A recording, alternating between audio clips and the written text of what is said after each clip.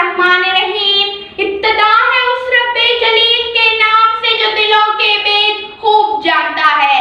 आज मैं जिस मौजू पर लब कुशाई करने जा रही हूँ वो है मनशियात एक ज़हर कातिल। मुअज़्ज़िज़ सामईन, ये एक हकीकत है कि आज दुनिया को इतना खतरा एटम बम से नहीं जितना मनशियात से है। ये वो जहर है जो हमारी नौजवान नस्ल को दीमक की तरह चाट रही है और बर्बादी की जानिब धकेल रही है। मनशियात के बेदरे इस्तेमाल से न सिर्फ शराए अमवात में इजाफा हो रहा है बल्कि इससे दूसरी बेशुमार बुराइयां जन्म ले रही हैं, जिनमें चोरी, डाकाज़नी और बदअखलाकी सरे फहरिस्त है। मुअज़्ज़िज़ सामईन, ये वो ज़हर कातिल है जो कई खानदान उजाड़ चुका है, कई मासूम बच्चे यतीम हो चुके हैं, कई ख़वातीन जवानी में बेवा हो चुकी है, कई बादशाह फकीर बन चुके हैं।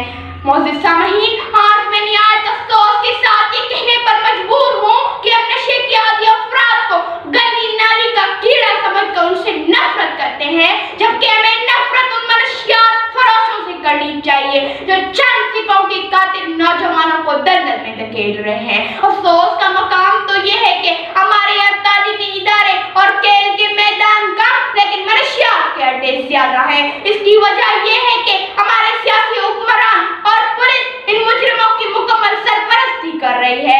इस वक्त हमारे जेल खाने मनशियात के सबसे बड़े अड्डे बन चुके हैं और हमारी पुलिस अवाम की आंखों में धूल झोंकने के लिए ऊपरी कार्रवाई करके नशाइयों को तो गिरफ्तार कर लेती है, मगर इस घिनौने कारोबार में मुलविस मुजरिमों पर हाथ नहीं डालती, क्योंकि हमारी पुलिस दांतों तले नोटों की गड्डियां दबा कर बैठी है। इधर उधर की बात न कर, ये बता काफिला क्यों लुटा?